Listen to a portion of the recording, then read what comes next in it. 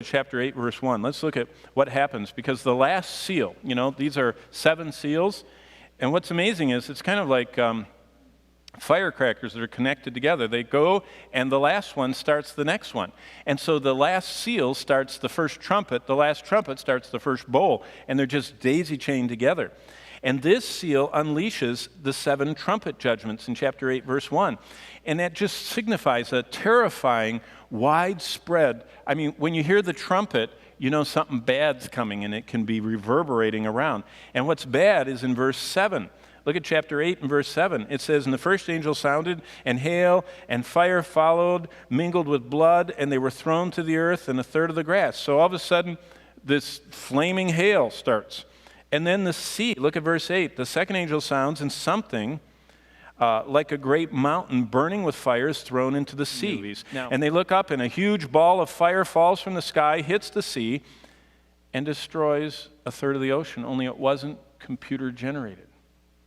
When that concussive, eardrum-shattering sound hits, they're going to realize they're not eating popcorn, And when the heat of that blast begins to sear, the temperature sears their faces as they see all this stuff burning, they'll say, this is not the destruction of New York and LA so many times they've seen on the screens, because as a synonymous tidal wave, can you imagine this mountain falling in the sea? By the way, but can you imagine at this time one of those things coming through the atmosphere, entirely burning, lands in the middle of the ocean, and can you imagine the tsunami from that? And this synonymous wave begins to absolutely beyond imagination, following the flaming ball of fire that plunged into the sea, and all the other fires that come down, and everything is falling apart.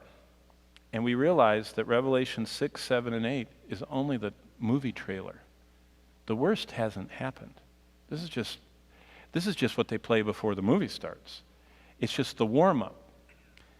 Amazing. Each of these disasters is only a preview of the devastating fire of God that's coming, because the ultimate destruction consumes everything, every person, and makes everything new. And that's not till chapter 20. So there's a lot more to happen.